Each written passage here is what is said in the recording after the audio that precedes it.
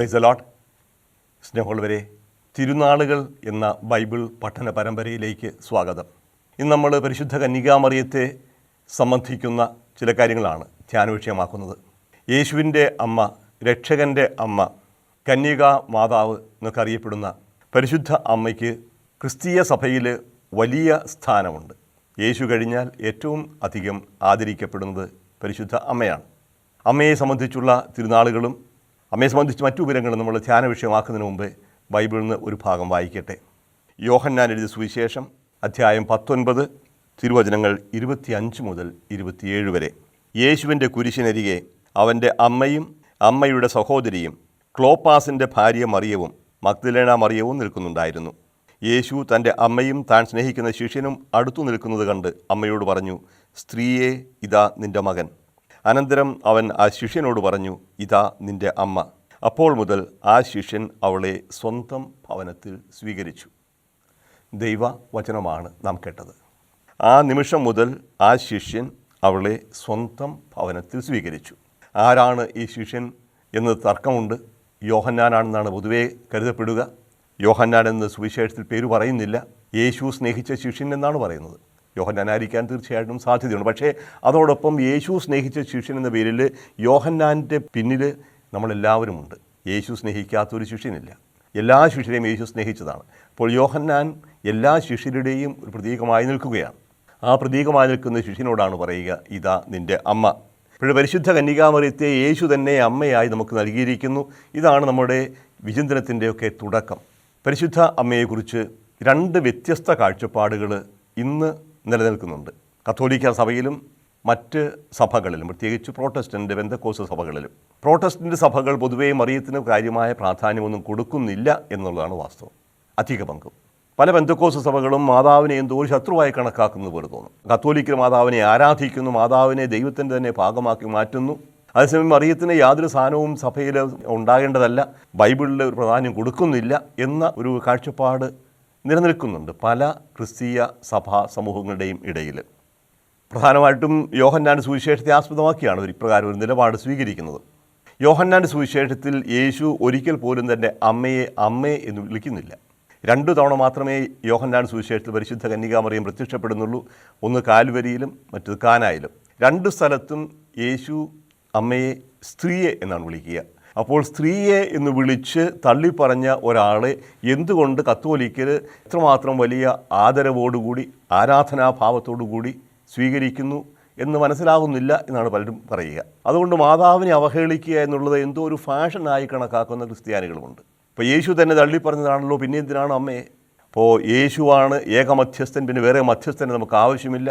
ദൈവത്തിനും മനുഷ്യനും മധ്യേ യേശു ക്രിസ്തു എന്ന മനുഷ്യനായി അവതരിച്ച യേശു ക്രിസ്തു അല്ലാതെ മറ്റൊരു മധ്യസ്ഥനില്ല. അതുകൊണ്ട് മറിയത്തിൻ്റെ മാധ്യസ്ഥത്തിൻ്റെ ആവശ്യമില്ല, മറിയത്തിൻ്റെ എന്നല്ല ഒരു വിശുദ്ധൻ്റെയും മാധ്യസ്ഥം ആവശ്യമില്ല എന്ന് വാദിക്കുന്ന ക്രിസ്ത്യാനികളുമുണ്ട്.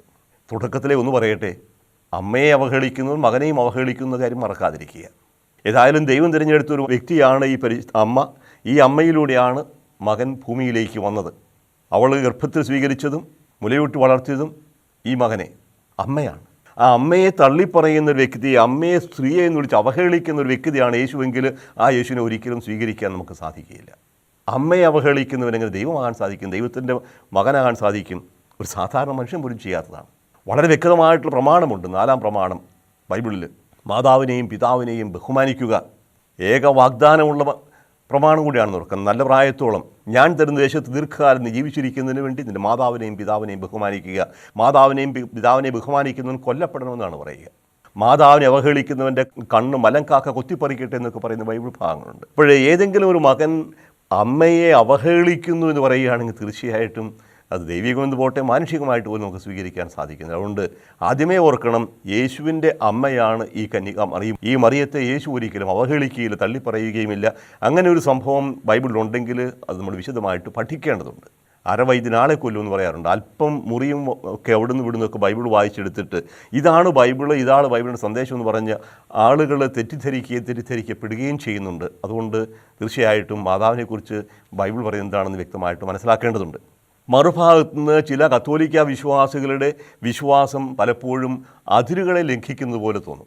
ഒരു ഭാഗത്തു നിന്ന് മറിയത്തെ ഒരു പ്രാധാന്യമില്ലാതായി കണക്കാക്കുമ്പോൾ മറുഭാഗത്തു നിന്ന് മറിയത്തെ ഏറ്റവും പ്രധാനപ്പെട്ട വ്യക്തിയായി കണക്കാക്കി ദൈവതുല്യയാക്കി അഥവാ ദൈവത്തിൻ്റെ ഒരു ഭാഗമായി കണക്കാക്കുന്ന പോലെയും തോന്നും. പരിശുദ്ധ ത്രിത്വം എന്നാണ് പറയുക, പക്ഷേ മാതാവിനെ ത്രിത്വത്തിൻ്റെ തന്നെ ഒരു ഭാഗമായി ഒരു ചതുർത്ഥി പോലെ ഉണ്ടാക്കുന്ന പോലെ ചിലപ്പോൾ തോന്നാം. ദൈവത്തിൻ്റെ അരൂപി വന്നവളാണ്. പക്ഷേ ചില വ്യക്തികളുടെ സംസാരവും പ്രാർത്ഥനയും ചിന്തകളും ഒക്കെ കാണുമ്പോൾ മറിയം തന്നെ ദൈവമാണ്, മറിയം തന്നെയാണ് രക്ഷക, സർവശക്തയാണ് എന്നൊക്കെ പറയുന്ന ഒരു സൂചനയുണ്ടാവും. ഒരു പരിധി കടന്ന് ഇതിനെ മരിയോ ലാത്രി എന്ന് പറയും, മരി ആരാധന പോലെ ആയിത്തീരുന്നു. മാതാവ് ആരാധിക്കപ്പെടേണ്ട വ്യക്തിയല്ല, ആരാധിക്കാൻ സാധിക്കുകയില്ല. ആരാധന ദൈവത്തിന് മാത്രമേ ഉള്ളൂ. ആദ്യമേ അറിഞ്ഞിരിക്കേണ്ടത് സഭ പഠിപ്പിക്കുന്നതും ബൈബിൾ പഠിപ്പിക്കേണ്ടതും ആദ്യത്തെ പാഠം മറിയം ദൈവമല്ല, മനുഷ്യ വ്യക്തിയാണ്. അത് നമ്മൾ അടിവരയിട്ട് ഉറപ്പിച്ചേ മതിയാവും. മറിയം ദൈവമല്ല. ദൈവം മാതാവെന്ന് വിളിക്കുന്നെങ്കിലും അത് പ്രത്യേകമായ അർത്ഥമുണ്ട്. ദൈവമായതുകൊണ്ടല്ല ദൈവമാതാവാകുക. മറിയം ദൈവമല്ല. മറിയം പരിശുദ്ധ ത്രിത്വത്തോട് സമത്വമുള്ള ഒരു വ്യക്തിയല്ല. രണ്ടാമത്തെ കാര്യം, മറിയം സാധാരണ മറ്റു മനുഷ്യ വ്യക്തികൾ ജനിച്ചതുപോലെ ജനിച്ച ഒരു മനുഷ്യ വ്യക്തിയാണ്. മറിയം പൂർണ്ണമായ ഒരു മനുഷ്യ വ്യക്തിയാണ്, ദൈവമല്ല. അവൾ ജനിച്ചതും മാതാപിതാക്കന്മാരിൽ നിന്നാണ്. മാതാപിതാക്കന്മാരുടെ ലൈംഗിക ബന്ധത്തിൽ നിന്ന് ജനിച്ച ഒരു സാധാരണ സ്ത്രീയാണ് മറിയം. അവളുടെ ജന്മത്തിൽ പ്രത്യേകതയുണ്ട്. ഉത്ഭവഭാവമില്ലാതെ ജനിച്ചവളാണ് മാതാവിൻ്റെ അമലോത്ഭവം. പക്ഷേ മറ്റ് എല്ലാ മനുഷ്യരും ജനിക്കുന്നത് പോലെ ജനിച്ച ഒരു വ്യക്തിയാണ് ഈ മറിയം. മൂന്നാമത്തെ കാര്യം ഓർത്തിരിക്കേണ്ടത്, ഈ മാതാവ് ജനിക്കുന്നതിന് മുമ്പ് ഏതോ ഒരു രൂപത്തിലുണ്ടായിരുന്നു എന്ന ചിന്തയും നമുക്ക് സ്വീകാര്യമല്ല. സഭ പഠിപ്പിക്കുന്നില്ല. ഒരു പ്രീ എക്സിസ്റ്റൻറ്റ് മേരി. ചിലർ പറയും ജ്ഞാനഗ്രന്ഥത്തിലെ ജ്ഞാനമെന്ന് വിശേഷിപ്പിക്കുന്ന മാതാവിനെക്കുറിച്ചാണ്. സൃഷ്ടികൾക്കെല്ലാം മുമ്പേ സൃഷ്ടിക്കപ്പെട്ടവനാണ്. സൃഷ്ടിക്കപ്പെട്ട ഒരു സ്ത്രീവചനത്തിലാണ് ജ്ഞാനത്തെക്കുറിച്ച് പറയും. ജ്ഞാനത്തെക്കുറിച്ച് ഒരുപാട് കാര്യങ്ങൾ സഭ സുഭാഷിതങ്ങളിലും അതുപോലെ തന്നെ ജ്ഞാനത്തിൻ്റെ പുസ്തകത്തിലും പ്രഭാഷകങ്ങളിലും ഒക്കെ കാണും. ഇപ്പോൾ ഇങ്ങനെ ജനിക്കുന്നതിന് മുൻപേ ഉണ്ടായിരുന്നു, ലോക സൃഷ്ടിക്ക് മുമ്പ് തന്നെ ഉണ്ടായിരുന്നല്ലേ, ലോകത്തിൽ ആദ്യത്തെ സൃഷ്ടിയായി സൃഷ്ടിക്കപ്പെട്ടതാണ് മറിയം. ഇങ്ങനെ മുൻകൂർ ജന്മം നൽകിയ മറിയത്തെ പിന്നീട് കാലത്തിൻ്റെ പൂർണ്ണതയിൽ യോവാക്കിം അന്ന ദമ്പതികളുടെ മകളായി ജനിക്കാൻ അനുവദിച്ചു, തൻ്റെ പുത്രന് മാതാവാകുന്നതിന് വേണ്ടി എന്ന പഠനം കത്തോലിക്കാ സഭയുടെ ഔദ്യോഗികമായ പഠനമല്ല. കത്തോലിക്കാ സഭ ഔദ്യോഗികമായി പഠിപ്പിക്കുന്നില്ല മാതാവ് ജനിക്കുന്നതിന് മുമ്പേ ജീവിച്ചിരുന്ന ഒരു വ്യക്തിയാണെന്ന്. അപ്പോൾ ഇത് നമ്മൾ കൃത്യമായിട്ട് ഓർക്കുക. മാതാവ് ദൈവമല്ല, മാതാവിനെ ആരാധിക്കുന്നില്ല, മാതാവിനൊരു മുൻ അസ്തിത്വവും ഉണ്ടായിരുന്നില്ല. പിന്നെ ആരാണ് മാതാവ്? ഒരു സാധാരണ മനുഷ്യ വ്യക്തിയാണ്, ഒരു സ്ത്രീയാണ് അതിൻ്റെ പൂർണ്ണമായ അർത്ഥത്തിൽ. പക്ഷേ ഈ സ്ത്രീയുടെ പേരിൽ ദൈവത്തിന് പ്രത്യേക പദ്ധതി ഉണ്ടായിരുന്നു, അതിനുവേണ്ടി അവൾ ഒരുക്കുകയും ചെയ്തു. ഇത് ആമുഖമായി പറഞ്ഞതിന് ശേഷം നമുക്ക് ബൈബിളിലേക്ക് കിടക്കാം. ബൈബിളിൽ പഴയ നിയമത്തിൽ ചില പ്രതീകങ്ങളുണ്ട്. പ്രതീകങ്ങളെ യാഥാർത്ഥ്യമായി നമ്മൾ തെറ്റിദ്ധരിക്കരുത്. പ്രതീകം വരാൻ പോകുന്നൊരു സൂചനയാണ്. നമ്മൾ യേശുവിൻ്റെ പ്രതീകമാണ് യസ്ഹാക്ക് എന്ന് പറഞ്ഞാൽ യേശു മുൻകൂർ ഇസഹാക്കായി ജനിച്ചു എന്ന് ജീവിച്ചു എന്നും അർത്ഥം ഉണ്ടാവുന്നില്ല. യേശുവിനെ പുതിയ മോശ എന്ന് പറയുമ്പോൾ മോശയിൽ യേശു ഉണ്ടായിരുന്നു പറയുന്നതിന് അർത്ഥമില്ല. മോശയിലൂടെ സംഭവിച്ചു യേശു സംഭവിക്കാൻ പോകുന്നതിൻ്റെ ഒരു സൂചനയാണ്, മുന്നോടിയാണ് എന്ന് പറയുന്നതുപോലെ മാതാവിനെക്കുറിച്ചുള്ള ചില മുൻ സൂചനകൾ, ചില പ്രവചനങ്ങൾ നമ്മൾ ബൈബിളിൽ കാണും. ആദ്യത്തേത് ഉൽപ്പത്തി പുസ്തകം 3-ാം അധ്യായം 15-ാമത്തെ വാക്യമാണ്. സർപ്പത്തിന് കൊടുക്കുന്ന ശിക്ഷയിൽ ആദ്യ സുവിശേഷം അഥവാ പ്രോട്ടോ എവങ്കേലിയം, ദ ഫസ്റ്റ് ഗോസ്പൽ എന്ന് വിശേഷിപ്പിക്കുന്ന ഉൽപ്പത്തി പുസ്തകം 3-ാം അധ്യായം 15-ാമത്തെ വാക്യത്തിൽ സ്ത്രീയെക്കുറിച്ച് പറയുന്നുണ്ട്. സർപ്പത്തോട് പറയും, നീ ഇത് ചെയ്തതുകൊണ്ട് നീ ഭൂമുഖത്തെ എല്ലാ സൃഷ്ടികളിലും ശപിക്കപ്പെട്ടതായിരിക്കും. നീയും സ്ത്രീയും തമ്മിലും നിൻ്റെ സന്തതിയും അവളുടെ സന്തതിയും തമ്മിലും ഞാൻ ശത്രുത ഉളവാക്കും. അവൻ നിൻ്റെ തല തകർക്കും. അവൻ നിൻ്റെ തല തകർക്കും. സ്ത്രീയല്ല, സ്ത്രീയിൽ ജനിക്കുന്നവനാണ് തല തകർക്കുന്നത്. ഇത് പിന്നീട് തർജ്ജമ ചെയ്ത ലത്തീനിലേക്ക് വുൾഗാത്ത എന്ന ലത്തീൻ തർജ്ജമ ചെയ്ത വിശുദ്ധ ജെറോം അവൻ എന്നുള്ളത് അവൾ എന്നായി തർജ്ജമ ചെയ്തു. അങ്ങനെ മാതാവിൻ്റെ അമലോത്ഭവത്തിൻ്റെ ഒരു തെളിവായി ഉൽപ്പത്തി പുസ്തകം 3-ാം അധ്യായം 15-ാമത്തെ വാക്യം ഉപയോഗിക്കാൻ തുടങ്ങി. അപ്പോൾ മറിയമാണ് ഈ സർപ്പത്തിൻ്റെ തല തകർത്തത് എന്ന ഒരു ചിന്ത കടന്നു വന്നു. പക്ഷേ അത് ബൈബിളിൻ്റെ ഒറിജിനലുള്ളതല്ല. മറിയമല്ല സർപ്പത്തിന് തല തകർക്കുന്നത്. സർപ്പത്തിന് തല തകർക്കുന്നത് മറിയത്തിന് സന്തതിയായ യേശുവാണ്. മനുഷ്യനായി അവതരിച്ച ദൈവത്തിൻ്റെ വചനമാണ് തിന്മയുടെ മേൽ ആധിപത്യം സ്ഥാപിക്കുന്നത്, വിജയം വരിക്കുന്നത്. ആ വിജയത്തിൽ മറിയം പങ്കുകാരിയായി എന്ന് മാത്രമേ അർത്ഥമാകുന്നുള്ളൂ. മറിയത്തെ രക്ഷകയായിട്ടല്ല കണക്കാക്കുക. രക്ഷകൻ ഒരുവൻ മാത്രമേ ഉള്ളൂ, യേശുവാണ്. മറിയത്തെ സഹരക്ഷക എന്ന് വിശേഷിപ്പിക്കുമ്പോൾ പോലും സഭ പ്രത്യേകമായ ഒരു മുൻകരുതൽ എടുക്കുന്നുണ്ട്. യേശുവിനെ പോലെ അല്ല, യേശുവിനോട് ചേർന്ന് നിന്നതുകൊണ്ടാണ് മറിയം സഹരക്ഷകയായി തീരുക. അഥവാ രക്ഷണീയ കർമ്മത്തോട് ഏറ്റവും കൂടുതൽ അടുത്ത് സഹകരിച്ച ഇടപെട്ട വ്യക്തിയാണ്. ഇതാ കർത്താവിന് ദാസി, നിൻ്റെ വചനം ഒരു നിറവേറട്ടെ എന്ന് പറഞ്ഞുകൊണ്ട് ദൈവത്തിൻ്റെ വചനത്തിന് സ്വയം സമർപ്പിക്കുന്നതോടുകൂടി രക്ഷണീയ കർമ്മം യാഥാർത്ഥ്യമായി തീരുന്നു. ആ യേശുവിനോട് ചേർന്ന് അവസാനം വരെ കുരിശിൻ ചുവട്ടിൽ വരെ നിന്ന ആ മറിയം യേശുവിനോട് ചേർന്ന് നിന്നു. അങ്ങനെ യേശുവിൻ്റെ രക്ഷണീയ കർമ്മത്തിൽ ആദ്യമേ പങ്കുചേർന്നവളാണ് യേശുവിനോട് കൂടി നിന്നവൾ. അതിന് പേരിൽ സഹരക്ഷക എന്ന് പറയാം. രക്ഷ യേശുവിൽ നിന്ന് മാത്രമാണ് വരിക. രണ്ടാമത്തെ പ്രധാന ബൈബിൾ ഭാഗം യേശയ്യായുടെ പുസ്തകം 7-ാം അധ്യായം 14-ാമത്തെ വാക്യമാണ്. വരാനിരിക്കുന്ന രക്ഷയെക്കുറിച്ചുള്ള പ്രവചനം ഇപ്രകാരമാണ് പറയുക: കന്യക ഗർഭം ധരിച്ച് ഒരു പുത്രനെ പ്രസവിക്കും, അവൻ എമ്മാനുവേൽ എന്ന് വിളിക്കപ്പെടും. കന്യക എന്നത് പിൽക്കാലത്തുണ്ടായൊരു വിവർത്തനമാണ്. അൽമ എന്നതാണ് ഹീബ്രു വാക്ക്. അൽമ എന്ന ഹീബ്രു വാക്കിന് വിവാഹപ്രായമായ ഋതുമതിയായ ഗർഭധാരണ ശേഷിയുള്ള ഒരു സ്ത്രീ എന്നേ അർത്ഥമുള്ളൂ. അത് കന്യകയാകാം, കന്യക അല്ലാതിരിക്കാം, ഭർത്തൃമതിയോ ഭർത്തൃമതി അല്ലാതിരിക്കാം. വിവാഹം കഴിക്കാനും കുഞ്ഞുങ്ങൾക്ക് ജന്മം നൽകാനും പ്രായമായ ഒരു സ്ത്രീ, അതിന് യുവതി എന്ന് വിശേഷിപ്പിക്കാം. അതുകൊണ്ടാണ് POC ബൈബിളിൽ യുവതി എന്ന് വിവർത്തനം ചെയ്ത് അതിനെതിരെ ഒരുപാട് തർക്കങ്ങളും ഒരുപാട് കോലാഹലങ്ങളും ഉണ്ടായി. A maiden, A young made, A maiden shall conceive. ഇപ്പോൾ വിവാഹം കഴിച്ചവളാണോ, അവൾ ലൈംഗിക ബന്ധത്തിലൂടെയാണോ എന്നൊന്നും ഇവിടെ പറയുന്നില്ല. ഒരു യുവതി ഗർഭം ധരിക്കും. പക്ഷേ പിൽക്കാലത്ത് ഈ പ്രവചനം ഒരു കന്യാജനനമായി വ്യാഖ്യാനിക്കപ്പെടാൻ തുടങ്ങി. അത് ഗ്രീക്ക് തർജ്ജിമയായ 3-ാം നൂറ്റാണ്ട് പകുതിയോടുകൂടി വന്ന സെപ്റ്റുവജിൻ്റ് എന്നറിയപ്പെടുന്ന, സപ്തതി എന്നറിയപ്പെടുന്ന ഗ്രീക്ക് തർജ്ജിമയിലേക്ക് വന്നപ്പോൾ യേശയ്യായുടെ പുസ്തകം 7-ാം അധ്യായം 14-ാമത്തെ വാക്യം അൽമ എന്ന ഹീബ്രു പദം പർത്തേനോസ് എന്ന ഗ്രീക്കുമായിട്ട് വിവർത്തനം ചെയ്തു. പർത്തേനോസ് എന്ന് പറഞ്ഞാൽ കന്യക എന്നാണ് അർത്ഥം. ലൈംഗിക ബന്ധത്തിൽ ഏർപ്പെട്ടിട്ടില്ലാത്ത ഒരു സ്ത്രീ എന്നാണ് അർത്ഥമാവുക. അതാണ് പിന്നീട് പുതിയ നിയമത്തിലെടുക്കുക. അപ്പോഴേ മറിയത്തിൻ്റെ കന്യാത്വവും യേശുവിൻ്റെ കന്യാജനനവും ഇപ്രകാരം മുൻകൂറായി പ്രവചിച്ചിരിക്കുന്നു യേശയ്യായുടെ പുസ്തകം 7-ാം അധ്യായം 14-ാമത്തെ വാക്യത്തിൽ. പിന്നെ നമ്മൾ കാണുന്ന മറ്റു പ്രതീകങ്ങളുണ്ട്. ദീർഘമായി ഞാൻ അതിലേക്ക് കടന്നു പോകുന്നില്ല. സിയോൻ കന്യക എന്ന് പറയുന്ന പ്രതീകമുണ്ട്. സിയോൻ കന്യക ജെറൂസലത്തിൻ്റെ അഥവാ ഇസ്രായേലിൻ്റെ തന്നെ പ്രതീകമാണ്. പക്ഷേ ഇസ്രായേലിനെ ഒരു മാതാവായി, ചിലപ്പോൾ ഒരു കന്യകയായി, ദൈവത്തിൻ്റെ വധുവായി, ജനത്തിൻ്റെ അമ്മയായി ഒക്കെ ചിത്രീകരിക്കുന്ന പ്രതീകമുണ്ട്. ആ പ്രതീകവും മറിയത്തിന് പിന്നീട് ആരോപിക്കുകയുണ്ടായി. ഉടമ്പടിയുടെ പേടകം, ഉദാഹരണത്തിന് വാഗ്ദാനത്തിൻ്റെ പേടകം, അത് ഉടമ്പടിയുടെ പേടകം, ഉടമ്പടിയുടെ പ്രമാണപ്പലകകൾ സൂക്ഷിച്ചിരുന്ന പേടകം ഉടമ്പടിയുടെ വചനമായ യേശുവിനെ സൂക്ഷിച്ച പേടകമായി മറിയമായി ചിത്രീകരിക്കുന്നു. അപ്പോൾ പേടകത്തെ മറിയത്തിൻ്റെ ഒരു മുന്നോടിയായി, ഒരു പ്രതീകമായി കാണാറുണ്ട്. അതാണ് വാഗ്ദാനത്തിൻ്റെ പേടകമേ അഥവാ ഉടമ്പടിയുടെ പേടകമേ എന്നൊക്കെ പറയുക. മറിയത്തെ പുലർകാല നക്ഷത്രമായി ചിത്രീകരിക്കാറുണ്ട്. പുലർകാല നക്ഷത്രം സൂര്യൻ വരുന്നു എന്നുള്ളൊരു സൂചനയാണ്. ബൈബിളിൽ കൃത്യമായിട്ട് പുലർകാല നക്ഷത്രം യേശുവിനെക്കുറിച്ചാണ് പറയുന്നതെങ്കിലും സഭാ പാരമ്പര്യത്തിൽ രക്ഷകൻ വരാൻ പോകുന്നു എന്നതിന് മുന്നോടിയായി, രക്ഷകനായ സൂര്യൻ പ്രത്യക്ഷപ്പെടുന്നതിന് മുന്നോടിയായി പുലർകാല നക്ഷത്രം ഉദിക്കുന്നത് പോലെ മറിയത്തെ പുലർകാല നക്ഷത്രം എന്ന് വിശേഷിപ്പിക്കാറുണ്ട്. ഇങ്ങനെ പല പ്രതീകങ്ങളും. പക്ഷേ ബൈബിളിൽ കൃത്യമായിട്ട് കടന്നു വരുമ്പോൾ നമ്മൾ കാണുന്നത് സുവിശേഷങ്ങളിലാണ്. സുവിശേഷങ്ങളിലൂടെ കടന്നു പോകുമ്പോൾ നമ്മളൊരു പ്രത്യേകത കാണും. മർക്കോസ് എഴുതിയ സുവിശേഷത്തിൽ മാതാവിനെക്കുറിച്ച് കാര്യമായിട്ട് ഒന്നും തന്നെ പറയുന്നില്ല എന്നുള്ളതാണ് വാസ്തവം. 2-3 തവണ പരാമർശിക്കുന്നുണ്ട്. ആദ്യത്തെ പരാമർശം ഒരുപക്ഷെ അത്ര തന്നെ പോസിറ്റീവായിട്ട് തോന്നുകയില്ല. യേശുവിനെ കാണാനായി എൻ്റെ അമ്മയും സഹോദരങ്ങളും കൂടി കടന്നു വരുമ്പോൾ ശിഷ്യന്മാർ പറയും, ഇതാ നിൻ്റെ അമ്മയും നിൻ്റെ സഹോദരങ്ങളും നിന്നെ കാണാൻ പുറത്ത് കാത്തു നിൽക്കുന്നു. യേശു ചോദിക്കും, ആരാണ് എൻ്റെ അമ്മ, ആരാണ് എൻ്റെ സഹോദരങ്ങൾ? അമ്മയാരാണെന്ന് മറന്നുപോയോ? പക്ഷേ അതിന് കൊടുക്കുന്ന വിശദീകരണമുണ്ട്. എൻ്റെ പിതാവിൻ്റെ ഹിതം നിർവഹിക്കുന്നവരാരോ, അല്ലെങ്കിൽ എൻ്റെ വചനമനുസരിച്ച് ജീവിക്കുന്നവരാരോ അവരാണ് എൻ്റെ അമ്മയും സഹോദരനും സഹോദരിയും. അപ്പോഴൊരു ശാരീരികമായ ബന്ധത്തിനപ്പുറത്തുള്ള ഒരു ബന്ധം യേശു എടുത്തു കാണിക്കുകയാണ്. എൻ്റെ അമ്മ എൻ്റെ ദൈവത്തിൻ്റെ വചനം സ്വീകരിക്കുന്നവളാണ്. അതുപോലെ വചനം സ്വീകരിക്കുന്ന എല്ലാവർക്കും എൻ്റെ അമ്മയാവാൻ സാധിക്കും. അപ്പോൾ മറിയം അമ്മയാണ്. അതോടൊപ്പം ഈ മാതൃത്വം ശാരീരികമായ ബന്ധത്തിനപ്പുറത്ത് ദൈവവചനത്തോടുള്ള ബന്ധമായി യേശു എടുത്തു കാണിക്കുകയാണ്. രണ്ടാമത്തെ മർക്കോസ് സുവിശേഷം 6-ാമത്തെ അധ്യായത്തിലാണ്. 6-ാമത്തെ അധ്യായത്തിൽ യേശുവിൻ്റെ സഹോദരങ്ങളെക്കുറിച്ച് പരാമർശമുണ്ട്. ഇതുകൊണ്ട് പല പ്രോട്ടസ്റ്റൻ്റ് പെന്തക്കോസ്ത് സഭാ വിഭാഗങ്ങളും മറിയത്തിന് വേറെ മക്കളുണ്ടായിരുന്നു, മറിയത്തിനും ജോസഫിനും വേറെ മക്കളുണ്ടായിരുന്നു എന്ന് വാദിക്കുന്നവരുണ്ട്. വാക്യം ഇതാണ്. മർക്കോസ് സുവിശേഷം 6-ാമത്തെ അധ്യായം 3-ാമത്തെ വാക്യം. ഇവൻ മറിയത്തിൻ്റെ മകനും യാക്കോബ്, യോസെ, യൂദാസ്, ശിമിയോൻ എന്നിവരുടെ സഹോദരനുമായ മരപ്പണിക്കാരനല്ലേ? അപ്പോൾ ഇവൻ്റെ സഹോദരിമാരും നമ്മുടെ കൂടെ ഇവിടെയില്ലേ? മറിയത്തിൻ്റെ മക്കളായിട്ട് എടുത്തു കാണിക്കാവുന്നത് യാക്കോബ്, യോസെ, യൂദാ, ശിമിയോൻ, 4 പുത്രന്മാരും മിനിമം 2 പുത്രിമാരും. ഇപ്പോൾ യേശു അടക്കം മിനിമം 7 മക്കളെങ്കിലും മറിയത്തിനുണ്ടായിരുന്നു എന്നാണ് വാദിക്കുക. പക്ഷേ ആ വാദത്തിന് ഒരു കഴമ്പുമില്ല എന്നുള്ളതാണ് വാസ്തവം.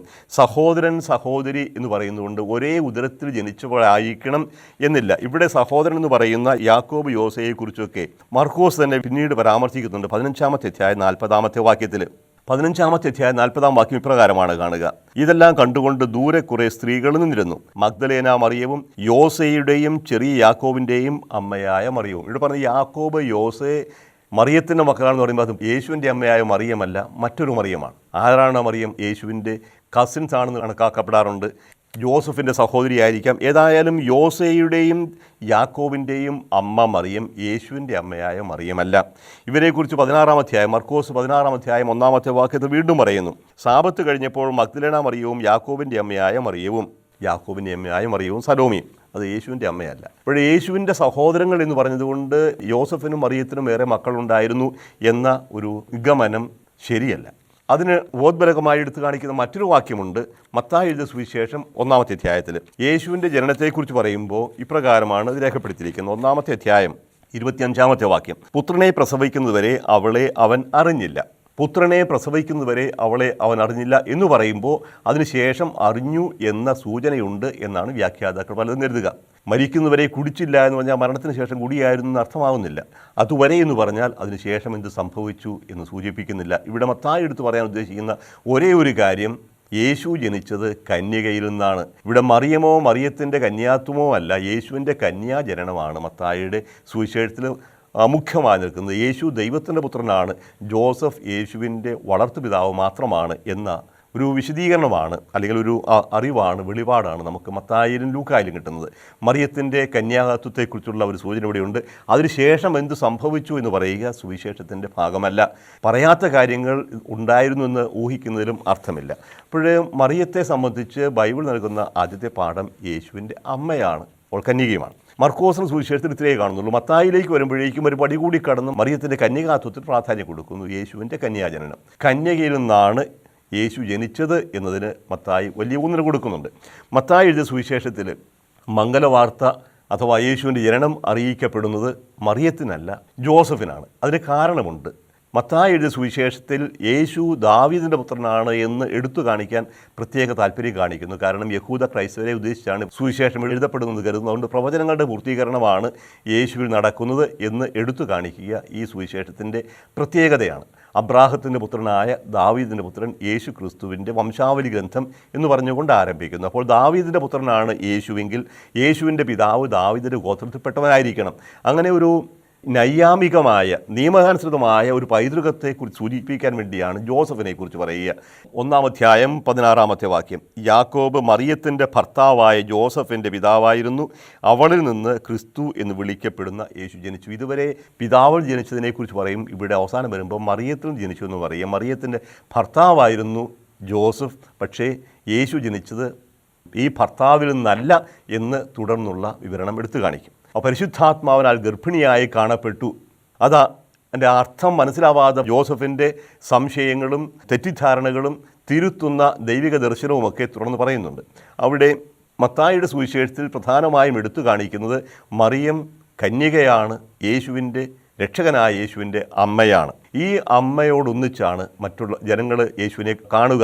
രക്ഷകനെ തേടി വന്ന ജ്ഞാനികൾ അവനെ കാണുന്നത് മറിയത്തോടും ജോസഫിനോടും കൂടിയാണ്. അപ്പോൾ മത്തായിയുടെ സുവിശേഷത്തിൽ ഇതിൽ നിന്ന് അധികം കൂടുതലായിട്ട് നമുക്ക് കാണാനില്ല. മറിയത്തെ സംബന്ധിച്ച് വളരെ പ്രധാനപ്പെട്ട 2 ബൈബിൾ വാക്യങ്ങളുള്ളത് യോഹന്നാനിലാണ്. അതാണ് പലപ്പോഴും തെറ്റിദ്ധാരണയ്ക്ക് കാരണമായി തീരുന്നത്. യോഹന്നാൻ്റെ സുവിശേഷം 2-ാമത്തെ അധ്യായത്തിൽ കാനായിലെ കല്യാണ വിരുന്നിൻ്റെ വിവരണത്തിൽ യേശു മറിയത്തെ സ്ത്രീയെ എന്ന് വിളിക്കുന്ന ഒരു സംഭവമുണ്ട്. അതാണ് വലിയ ഒരു വിവാദ വിഷയമായി മാറുക. സ്ത്രീയെ, എനിക്കും നിനക്കുമെന്ത്, എൻ്റെ സമയം ഇനിയും ആയിട്ടില്ല.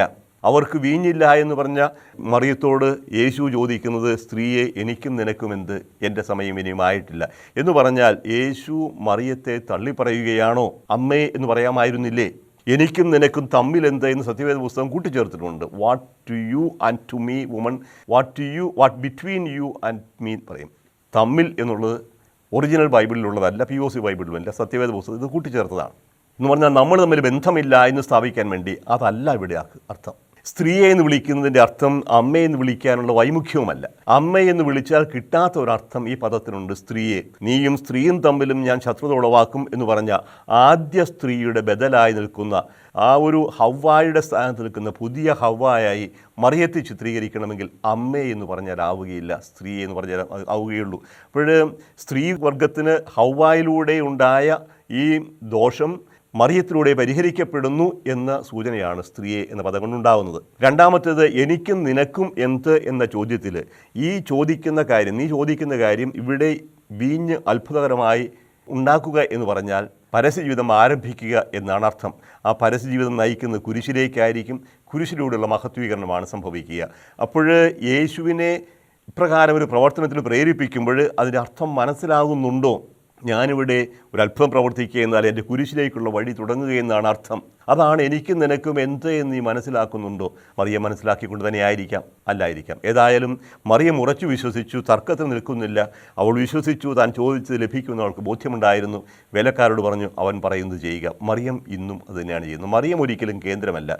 എന്നിലേക്ക് വരൂ എന്നല്ല മറിയം പറയുക, മറിയം അവൻ പറയുന്നത് ചെയ്യൂ. ഇപ്പോഴിവിടെ മറിയം മധ്യസ്ഥയായിട്ടാണ് പ്രത്യക്ഷപ്പെടുന്നത്. യേശു ആ മാധ്യസ്ഥം സ്വീകരിച്ചു എന്നതിൻ്റെ വ്യക്തമായ തെളിവാണ് അവിടെ അത്ഭുതകരമായി വീഞ്ഞ് ഉണ്ടാക്കിയത്, വെള്ളം വീഞ്ഞാക്കി മാറ്റിയത്. അത് യേശു തൻ്റെ മഹത്വം പ്രകടമാക്കുന്നതിന് വേണ്ടി ചെയ്ത ആദ്യത്തെ പ്രവൃത്തി. അതിലൂടെയാണ് തൻ്റെ മഹത്വം പ്രകടമാവുക. മഹത്വം പൂർണ്ണമായും പ്രകടമാകുന്നത് കുരിശിലാണ്. അവിടെയാണ് നമ്മൾ മാതാവിനെ വീണ്ടും കാണുക.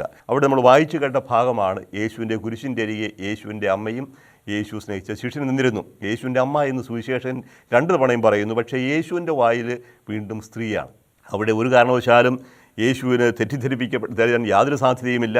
ഇവിടെ മരിക്കാൻ പോകുന്ന വ്യക്തി തൻ്റെ അമ്മയ്ക്ക് അനാഥമായി പോകുമല്ലോ എന്നോർത്ത് ശിഷ്യനെ ഏൽപ്പിക്കുന്നതാണ് വിചാരിക്കുന്നുണ്ട്. അതുമല്ല അർത്ഥം. ഇതാ നിൻ്റെ അമ്മ എന്ന് യോഹന്നാനോട് അല്ലെങ്കിൽ യേശു സ്നേഹിക്കുന്ന ശിഷ്യനോട് പറയുമ്പോൾ തൻ്റെ അമ്മ ശിഷ്യ സമൂഹത്തിൻ്റെ മുഴുവനും അമ്മയായിരിക്കണം, അഥവാ സഭയുടെ മാതാവായിരിക്കണം എന്നാണ് യേശു ഉദ്ദേശിക്കുക. ഇതാ നിൻ്റെ മകൻ. ഇപ്പോൾ ഇവിടെ ഒരു കുടുംബം സ്ഥാപിക്കപ്പെടുകയാണ്. ഈ കുടുംബത്തിൽ നാഥനായ യേശുവുണ്ട്, അമ്മയായ മറിയമുണ്ട്, ഇവിടെ കുടുംബത്തിലെ അംഗങ്ങളായ ശിഷ്യനുമുണ്ട്. ഇപ്പോൾ യേശുവിൻ്റെ ശിഷ്യൻ ഇവിടെ ഒരു കുടുംബമായി മാറുന്നു യോഹന്നാനിലൂടെ. ഇപ്പോൾ സഭയുടെ മാതാവായി മറിയത്തെ കാണാൻ സാധിക്കും. ലൂക്കാ എഴുതിയ സുവിശേഷത്തിലാണ് മറിയത്തെക്കുറിച്ച് ഏറ്റവും കൂടുതൽ പരാമർശമുള്ളത്. 1-2 അധ്യായങ്ങളിൽ ദീർഘമായി മറിയത്തെക്കുറിച്ച് പറയുന്നുണ്ട്. മറിയത്തിന് ലഭിക്കുന്ന മംഗലവാർത്തയും മറിയത്തിൻ്റെ സ്തോത്രഗീതവും ഒക്കെ വിശദമായി പോകേണ്ട കാര്യമില്ല. അവസാനമായിട്ട് നമ്മൾ മറിയത്തെ കാണുന്നത് അപ്പോസ്തല പ്രവർത്തനം 1-ാമത്തെ അധ്യായത്തിലാണ്. അവിടെ യേശുവിൻ്റെ മരണത്തിനും ഉത്ഥാനത്തിനും സ്വർഗ്ഗാരോഹണത്തിനും ശേഷം ശിഷ്യന്മാരെ ഒരുമിച്ച് കൂട്ടി പ്രാർത്ഥനാനിരതമായിരിക്കുന്ന ഒരു സമൂഹത്തിൽ അതിന് മധ്യത്തിൽ നിൽക്കുന്ന മാതാവിനെ കാണും. എപ്രകാരം രക്ഷാചരിത്രത്തിൻ്റെ ആരംഭത്തിൽ പരിശുദ്ധ ആത്മാവ് മറിയത്തിന് മേൽ ആവസിച്ച് പുത്രന് ജന്മം നൽകുകയോ, അതുപോലെ ഈ സഭയുടെ ആരംഭത്തിൽ പരിശുദ്ധാത്മാവിനെ സ്വീകരിക്കാനായിട്ട് ഒരുങ്ങിയിരിക്കുമ്പോൾ മറിയം അവരുടെ മധ്യയുണ്ട്. ഇങ്ങനെ മറിയം മധ്യസ്ഥയാണ്, മറിയം മാതാവാണ്, മറിയം മാതൃകയാണ്, ദൈവത്തിൻ്റെ മകളാണ്, നമ്മുടെ എല്ലാവരുടെയും അമ്മയാണ്. പക്ഷേ മറിയം ദൈവമല്ല, മറിയത്തെ ആരാധിക്കുന്നില്ല. മറിയത്തോട് നമ്മൾ പ്രാർത്ഥിക്കുന്നത് ഞങ്ങൾക്ക് വേണ്ടി അപേക്ഷിക്കണമേ എന്ന് മാത്രമാണ്, ഞങ്ങളെ അനുഗ്രഹിക്കണമേ എന്നല്ല. അനുഗ്രഹം ദൈവത്തിൻ്റെതാണ്, അത്ഭുതങ്ങളെല്ലാം ദൈവമാണ് പ്രവർത്തിക്കുക. അപ്പോൾ മറിയത്തെ നമ്മുടെ മാതൃകയായി മധ്യസ്ഥയായി സ്വീകരിക്കുന്നു. അത് ഒരു വലിയ അനുഗ്രഹമാണ്.